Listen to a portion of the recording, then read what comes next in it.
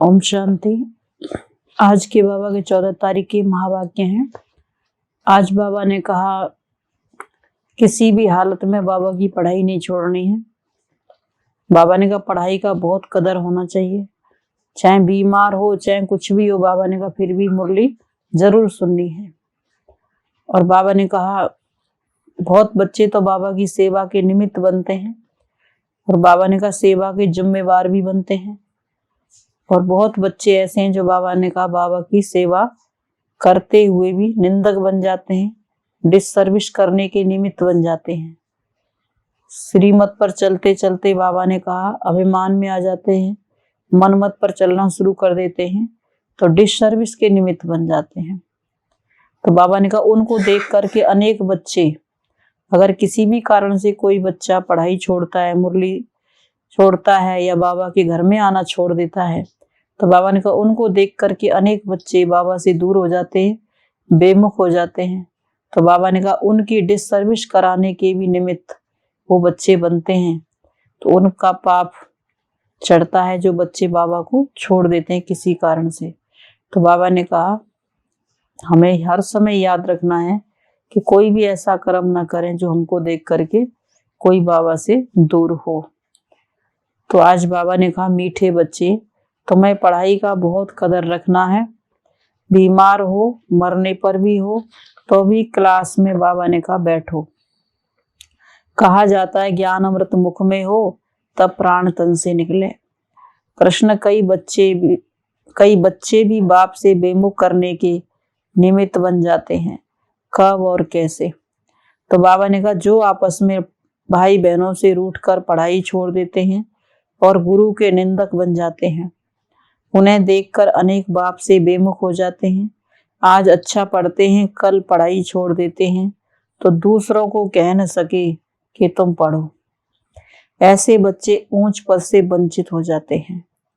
गीत महफिल में जल उठी समा। ओम शांति। गीत का अर्थ तो बच्चों ने समझा है, जिन्होंने ये गीत बनाया है वह उनका अर्थ नहीं जानते। देखो कितने वेद शास्त्र उपनिषद बनाए हैं, परंतु एक भी यथार्थ अर्थ को नहीं जानते। यथार्थ अर्थ न जानने के कारण बाबा ने कहा waste of time, waste of money करते हैं। बाप समझाते हैं तुम्हें बहुत बाबा समझाते हैं तुमने बहुत मंदिर वेद उपनिषद आदि बनाए हैं, यज्ञ जप तप किए हैं, कितना पैसा खर्च किया है। यह बाप किसको समझाते हैं? जो जीते जी मरकर बाप के बनते हैं। तो तुम बाप के बने हो तो गोया जीते जी मरे हुए हो। तो अब बाप के साथ चलने की तैयारी करनी है। यह नहीं कि वहां तुम्हारी कोई बर्थडे या वर्षी आदि मनाएंगे। यहाँ गांधी जी की कितनी धूमधाम से मनाते हैं। ऐसे नहीं कि शिव बाबा ज्ञान देकर चला जाएगा तो फिर तुम सतयुग में उनकी जयंती मनाएंगे। नहीं, आधा कल्प जो भी शरीर छोड़ेंगे उनकी वर्षी क्रियाक्रम नहीं करेंगे। गौ दान करना, पितरों को खिलाना आदि नहीं होगा, क्योंकि दान किया जाता है दूसरे जन्म में मिले। सतयुग में तुम इस समय की प्रारब्ध खाते हो, तो भक्ति की रस्म रिवाज और ज्ञान की रस्म रिवाज में अंतर है। जो भी विशाल बुद्धि वाले हैं वह इन बातों को समझेंगे, और जो कल्प पहले विशाल बुद्धि बने होंगे वही अब बनेंगे, क्योंकि फिर से वही पार्ट बजाना है। गीत सुना चारों तरफ लगाए फेरे, फिर भी हरदम दूर रहे। माना भगवान को हर जगह ढूंढा, फिर भी परमात्मा कहीं किसी को नहीं मिला। बाप कहते हैं तुमने भक्ति मार्ग में कितना माथा मारा है, फिर भी मुझसे मिल ना सके, क्योंकि मैं जब आऊं तब तो मुझे मिल सको। मैं आता ही हूँ कल्प कल्प संगम युग पर। लोग कह देते हैं परमात्मा युगे युगे आते हैं, फिर कहते हैं परमात्मा के 24 अवतार हैं। तो ये रॉन्ग है ना। मुझे बुलाते हैं कि हे पतित पावन आओ, आकर पतितों को पावन बनाओ। तो अब तुम्हारी युद्ध है माया रावण से। तुम्हारी कोई स्थूल युद्ध नहीं है, तुम रावण पर जीत पाते हो। उसमें भी मुख्य योद्धा कौन है? तो काम। तो इस विकार पर जीत पानी है। बाबा ने कहा अर्थात पवित्र बनना है। जब खुद पवित्र बनते हैं तो बच्चों को भी पवित्र बनाना पड़े, ताकि वह भी विश्व के मालिक बन जाएं। अगर अभी तुम उन्हों को वर्षा देंगे तो क्या देंगे? टिक्कर ठोबर देंगे। अच्छा देखो अमेरिका में वह क्या है? बाबा ने कहा अगर लौकिक माँ बाप बच्चे को वर्षा भी देते तो क्या है? बाबा ने कहा थोड़ा बहुत कुछ दे देंगे। अगर परमात्मा की पढ़ाई पढ़ेंगे, परमात्मा से लेंगे तो 21 जन्म के लिए भरपूर मिलेगा। तो बाबा ने कहा क्या देंगे? टिक्कर ठोबर, क्योंकि अब सब खत्म होना है। अब देखो मरेंगे कैसे? जैसे पहाड़ों पर जब बर्फ का तूफान आता है तो पक्षी आदि सब मर जाते हैं, खत्म हो जाते हैं। तो ये बोम्स आदि भी बाबा ने कहा तूफान, बोम्स आदि के भी तूफान ऐसे ही हैं, एकदम मरते रहेंगे मच्छरों सदृश। तुम जानते हो कि हम देखेंगे कि कैसे सब मर रहे हैं। लड़ाई में देखो कितने मरते हैं। यहाँ मौत सबके सिर पर है। सतयुग में मौत का डर नहीं है, क्योंकि वहां अकाली मृत्यु नहीं होता। तो बाप ऐसी दुनिया में ले जाते हैं तो ऐसे बाप की श्रीमत पर चलना चाहिए। यह सुप्रीम टीचर भी है, तो बच्चों को पढ़ाई पर पूरा ध्यान देना चाहिए। बहुत है जिनको पढ़ाई का कदर नहीं है। समझो कोई सख्त बीमार है, मरने पर है, उसको भी क्लास में ले आना चाहिए। कहते हैं ज्ञान अमृत मुख में हो, गंगा का तट हो, तब प्राण तन से निकले। तो पढ़ाई का इतना कदर होना चाहिए। अगर लाचारी हालत में क्लास में नहीं ले जा सकते हो तो उनको घर में भी शिव बाबा याद कराना चाहिए। परंतु पढ़ाई पर बच्चों का पूरा ध्यान नहीं है। बाबा कहते हैं रजिस्टर ले आओ तो मुझे मालूम पड़ेगा कि कहाँ तक कौन पढ़ता है। और बाबा पूछते भी हैं कि ये खुद पढ़ता है औरों को पढ़ाता है, क्योंकि इसी धंधे में ही कमाई है। बाकी सब धंधों में है धूल। उन ब्राह्मणों के कच्छ में कुरम है, तुम्हारे पास है सच। तुम सचखंड की स्थापना कर रहे हो, तुम्हारे ऊपर बड़ी जवाबदारी है, इसलिए खबरदारी रखनी है। मेहनत है, पढ़ना है और पढ़ाना है। ऐसे नहीं सिर्फ पढ़ना है। तुम प्रवृत्ति मार्ग वाले हो, 8 घंटा भल घर का काम करो। गवर्नमेंट भी कायदा निकालती है कि 8 घंटा काम करो। आगे तो जब स्टीमर बाहर से रात को आते थे तो सारी रात दुकान खोलकर काम करते थे। तुमको भी घर के काम से फारिग हो फिर इस सर्विस में लग जाना है। सर्विस करना गवर्नमेंट खुद सिखलाती है, खिलाती पिलाती है तो उनकी सर्विस भी करते हैं। यहाँ भी तुमको बाप सिखलाते हैं तो तुमको ऑन गॉड फादरली सर्विस करनी है। केवल बाबा कहते बाबा की ही सर्विस करनी है, सिर्फ ओनली सर्विस नहीं। बाबा ने कहा केवल खाली वो सर्विस नहीं, ये सर्विस भी साथ साथ करनी है। ओनली हो गई सिर्फ अपनी बुद्धि की। हाँ, जैसे बाबा कहते हैं कोई खुद के लिए पुरुषार्थ करते हैं अपने लिए, तो बाबा ने कहा अपने लिए भी करना है पुरुषार्थ और औरों की सेवा भी करनी है। सिर्फ ओनली सर्विस नहीं, ओनली हो गई सिर्फ अपनी बुद्धि की। खुद को पवित्र बनाना है, परंतु हमको तो भारत को स्वर्ग बनाना है। तो तुम्हारे ऊपर बहुत जिम्मेवारी है। जैसे उन सेना पर जिम्मेवारी हो रहती है, चीफ कमांडर्स, कैप्टन आदि पर अधिक जवाबदारी रहती है। यहाँ भी ऐसे हैं जो अच्छे अच्छे बच्चे सेंटर्स खोलते हैं, वह हो गए कमांडर। तो उन पर जवाबदारी है, तो हर एक को देखना है कि हम सर्विस की बजाय कहाँ डिसर्विस तो नहीं करते। बहुत बच्चे हैं जो भाई बहनों से रूठकर पढ़ाई छोड़ देते हैं। यह नहीं समझते कि पढ़ाई छोड़ने से गुरु के निंदक ठौर न पा सकेंगे, अर्थात सतयुग में ऊंच पद नहीं मिलेगा। यहाँ बाप बच्चों का रजिस्टर मंगाते हैं, उससे समझ जाते हैं। जैसे स्कूल में बाप टीचर रजिस्टर से समझ जाते हैं कि ये बच्चा कहाँ तक पढ़ता होगा।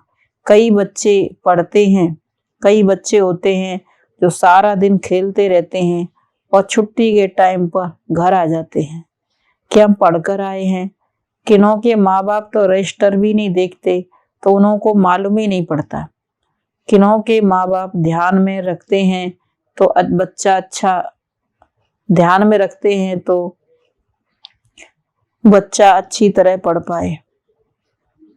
यहाँ शिव बाबा अंतर्यामी है, साकार को रजिस्टर दिखाना पड़े। बाबा ने कहा ब्रह्मा बाबा को निमित्त को रजिस्टर दिखाना पड़े। बच्चे कहते हैं बाबा ऐसे तूफान आते हैं, बाबा कह देते हैं ये तूफान तो आएंगे ही। जब ये तूफान पहले मेरे पास आते हैं, बाबा ने कहा सब तूफान पहले मेरे पास आते हैं, ब्रह्मा बाबा के पास आते हैं, क्योंकि जब तक इनको अनुभव ना हो तो बच्चों को कैसे समझा सकें। अच्छा तुमको माया ने सारी रात हैरान किया, नींद भी नहीं करने दी,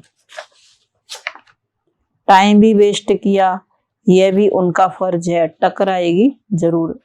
बाकी तुम्हारा काम है बाप को याद करना, बाप को इतना ही याद कर माया को भगाना है। जितना ज्यादा बाबा ने कहा माया तूफान लावे, उतना ही ज्यादा बाबा को याद कर माया को भगाना है। कई बच्चे हैं जो थोड़ी भी माया आती है तो चले जाते हैं। जैसे वैद्य लोग कह देते हैं ये दवाई लेने से बीमारी उथलेगी, परंतु कई लोग ऐसे होते हैं जो जरा सी बीमारी ने उथल खाई तो उस वैद्य को ही छोड़ देते हैं, दूसरे के पास चले जाते हैं। यहाँ भी ऐसे हैं, ज्ञान को छोड़ साधु संतों के पास चले जाते हैं। फिर कहते हैं सब तो कहते हैं गृहस्थ व्यवहार में रहो, शादी करो, आप कहते हो शादी करके पवित्र रहो, ये फिर कौन सी मुसीबत है। अरे तुम कहते हो हमको गृहस्थ व्यवहार में रह राजा जनक के वहां पे जीवन मुक्ति चाहिए, तो फिर प्रवृत्ति में पवित्र रहना पड़े। कई फिर कह देते हैं बात तो ठीक है बाकी मंजिल ऊंची है, ऐसा कह डर जाते हैं। ऊंच तो जाना ही है ना। दिलवाड़ा मंदिर में भी है कि नीचे तपस्या कर रहे हैं, ऊपर में उनकी प्रारब्ध स्वर्ग है, तो ऊंच मंजिल तो है ही।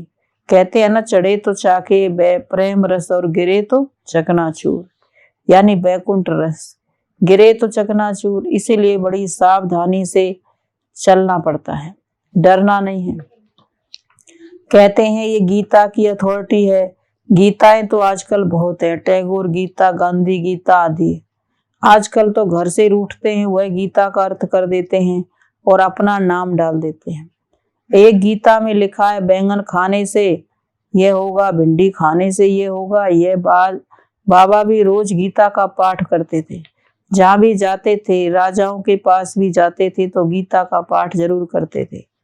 मनुष्य समझते हैं भगत ठगत नहीं होते, परंतु जितना भगत ठगते उतना और कोई नहीं ठगते।